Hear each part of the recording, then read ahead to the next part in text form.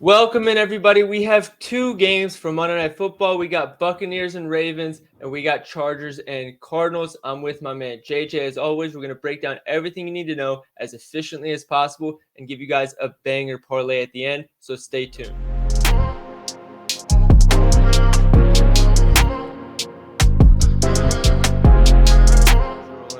Welcome in, everybody. JJ, how are we doing, my man? We're doing pretty good. Sunday was a interesting slate. We didn't expect a lot of players to not do good, but sometimes that's how it goes. Just the whole slate just looks bad. But I think we got some good spots here today, though. I agree. This is as far as primetime games go. I usually am like, oh, there's only one game. It's hard to find 2 to 3 plays that you like because on a Sunday slate, I only like one per game. Dude, I have like 12 plays I like in these two games. I really like these spots. So let's just get into it. We got Ravens and Buccaneers first. I'll kind of let you get into some of the numbers and then we'll just talk some ball. Yeah. So defensively, looking at the pass, Buccaneers, they're going to be allowing the ninth best pass DVOA. Offensively, they're going to have the ninth best pass DVOA, which is kind of funny. Rushing, they're still about the same, 11th in rush on defense and then 10th in rush on offense. So, I mean, what do you see out of this Buccaneers offense? Godwin's usage has been crazy, and the Ravens haven't been great through the middle of the field. So I wanted to like Godwin's a lot, but then you look at how they do versus slot comparative to outside, and it actually favors more Mike Evans. So I think you could go either way. I don't think you could go wrong either way. Personally, I favor Godwin. If a guy's hot, they've been using him well, and he's one of the better receivers in the NFL, in my opinion. I say you might as well keep going with him. But you can't go wrong either way. A lot of people are taking Baker, and I understand that. I do like it. My only concern with Baker would just be, dude, the Ravens just chew up so much clock. Yeah. They're just going to have to hope that Blitz gets home on the Ravens.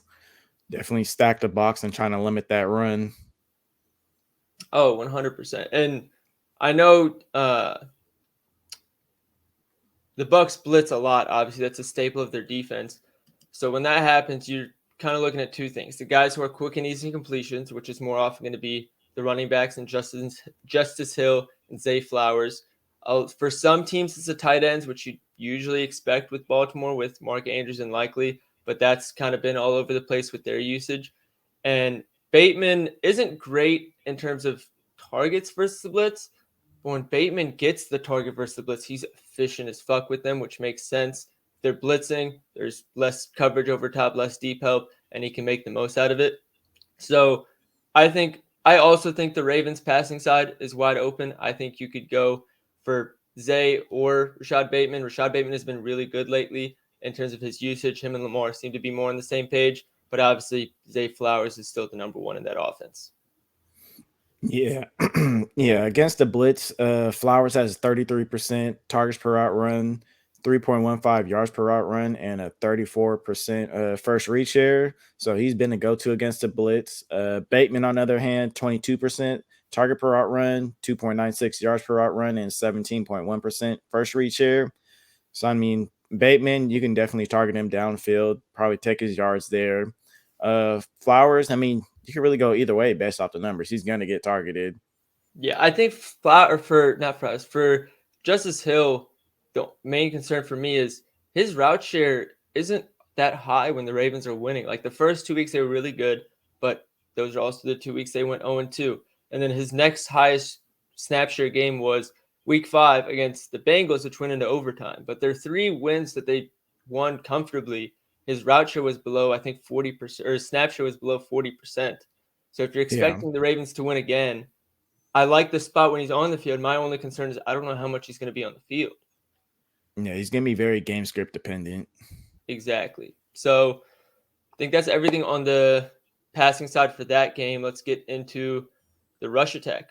So Yeah, the rush attack. We don't really we don't really care for the Buccaneers. They're gonna go with the hot hand. we don't know who the hell the hot hand is going to be. There's going to see one. I think one gets each drive or something like that, or just going to rotate through the first couple drives and they'll go from there. So, I mean, what do you think about that? I'm tired of trying to predict that offense. I think everybody knows Bucky Irving has been the better running back, Yeah. but for whatever reason, the coach seems very adamant about making sure Rashad White is the 1A of that backfield. And also, the Baltimore run defense is good. So I don't want to take an over for either one because it's a bad match, but I don't know the usage. But I don't want to take the under on either one because I don't know the usage. So I'm just staying away from that backfield. And on the Ravens side, I mean, Derrick Henry, Lamar Jackson, rush attack, they're going to dominate anybody they play with. The only kind of piece of information I have there is the Bucs allow one of the highest percentage of their touchdowns as rushing touchdowns. So I would tell you to take Derrick Henry touchdowns. The only issue is he's like minus 200, so there's not any. If you're taking a minus 200 touchdown odds prop, call the number. You should never be doing that. But that's Yeah. really the only piece of information I have in terms of the rushing side on Baltimore. I'm not sure if you're seeing anything else. Yeah. I mean, I'm seeing like the Buccaneers, they're going to be stacking the box a lot. I think they already have the second highest stack box rate in the league right now, according to NFL Pro. So, I mean, they're going to do their best to stop Derrick Henry, but I think Vita Vea is questionable. And I know the Ravens like their man gap run. So, him being gone will make a big difference if he does decide to be out. But, I mean, we'll find that out closer to game time. Indeed, we will. All right, next game, Chargers and Cardinals. I'm actually really excited for this game. I don't like. It just feels like it's going to be a fun game to watch. The Chargers are going to be missing Joey Bosa, Hayden Hurst, and Quentin Johnson. Now all that's confirmed, but I think some of those guys are doubtful, so we're just banking on them being injured. But I think this game has a lot of sneaky potential. I'll let you kind of start things off because I know you've recognized some of these spots already. Yeah, so I mean, Chargers wise, looking at their defense, fourth in pass, seventh in rush, DVOA. Offensively, 21st in pass, 16th in rush, DVOA. I mean, kind of how you want to target the Cardinals. You want to attack the middle of the field. You could also go deep, but they don't get a lot of pressure on the quarterback. So uh, Johnston is hurt. Believe he's doubtful, most likely going to be out. We'll see how that goes. But should be a lot of McConkey. The team seems to really like him, and a lot of numbers have been supporting that lately. How do you feel about all that? I really like it. I'm really high on McConkey, like as a player, and if he was in any other offensive scheme, I feel like people would realize how good he is.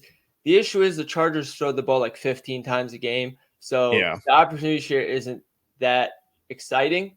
But he's really good. Like you said, the middle of the field is horrible, which I think is where this Chargers offense kind of wants to attack. They want to just cause chaos in the middle and just win that way. So McConkey, I'm right there with you, and Will Disley, I'm right there with you as well. yeah, And then especially with Hayden Hurst being out, like that opportunity share goes up significantly. Because I think Hayden Hurst is getting about 60+% raw participation, so all that's going away for him this weekend. Should open up for the tight ends as because I believe they run a lot of two tight end sets. yeah, I mean, when you have the Harbaugh system with Dobbins as the running back, you're always going to be running a bunch of two tight ends. But if Hurst was running, yes, at least 64% route share in each game. Last game, 16%. Obviously, he was injured. And then Will Disley took over 55% of snaps for 20 or of routes for 21 routes. So if we assume 21 routes again with the way they like to use their tight ends in this matchup, you have to assume that they just go crazy. Yeah, definitely. And then on the Cardinals offensive side, Marvin Harrison Jr. should return today, which will probably make a lot of people excited. But then the other side of it is the Chargers play a lot of too high and zone, which is not exactly where Marvin Harrison excels. So I think it was his yards per out run actually drops below 1.0 against too high coverages. Some of it might be skewed against that Bills game in week one where he did absolutely nothing. But at the same time, we're talking about Marvin Harrison Jr. here. And if the Chargers are worse through the middle of the field because of that too high that they play, it makes a lot of sense. Definitely. I mean, they don't move him around the field. They usually just keep him on the outside. They don't use him in motion. Like his routes are, they just want him to win true like X receiver routes, which is very tough already. And I mean, you spend this kind of draft capital on him and you're not using them properly, like get him involved, like that's a problem. And I think for whatever reason, I think it's just going to continue until we get closer to the end of the season, maybe, hopefully. Yeah, I mean, I feel like in this game, if you're betting on Marvin Harrison Jr., you're betting on Kyler Murray scrambling, creating broken plays, because I think it's over 80% that the Chargers run too high zone. So if you're betting on the rest, the single high and man coverage, you're betting on a very small opportunity share. But then you get into the run game, and now James Conner, I can't remember if I think he got injured last game, but it looks like he's going to be back. Trey Benson's questionable. So we don't know how healthy he is, but the Chargers' run defense is also really good. Like JJ mentioned, 7th DVOA against the run. So I don't want to bet on James Conner, but every time I fade him, he goes for an efficient 5.5 yards per carry. So I'm not going to fade him. Trey McBride through the middle of the field, like we said. If he's going to be the main beneficiary of Marvin Harrison's numbers getting worse against too high. So, and also his percentage of his team's yard through the air against zone are ridiculous comparative to man coverage. So the fact that the Chargers run a lot of zone is very favorable for him. But that's all I got. I mean, that pretty much sums it up. That's parlay time. All right, let's do it. So the first game of the night is Baltimore and Tampa Bay. There's a lot to love in that game, but we're just going to take the Ravens spread, and we're taking the alt spread at -6.5. I think it's safe to say that most people agree they are the better team. If they're arguably the best team in the NFL right now since that 0-2 start, and I don't think they should only be a 3.5 point favorite against the Bucs.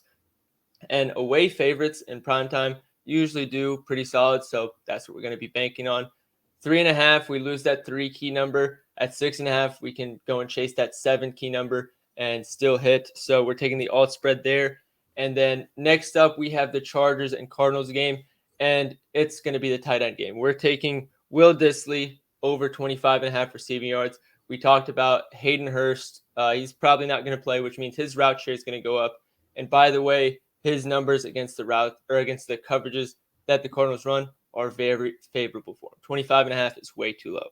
And we're going to pair that with Marvin Harrison Jr. under 4.5 receptions. I mentioned his usage is incredibly low against too high, especially too high zone. And the only thing you're betting on there is a broken play. The nice thing about taking under receptions is a broken play counts as 1 reception, whether he goes for 80 yards or 10 yards. So Marvin Harrison under 4.5 receptions. On BetMGM, it is plus 507. They're offering a bunch of boosts right now, so I added a boost to get it to plus 609. Go ahead and lock that in. This is going to fucking smack, and we're going to be celebrating into Thursday Night Football next week. So make sure you like and subscribe if you haven't already. JJ, appreciate you as always, and good luck tonight, everybody.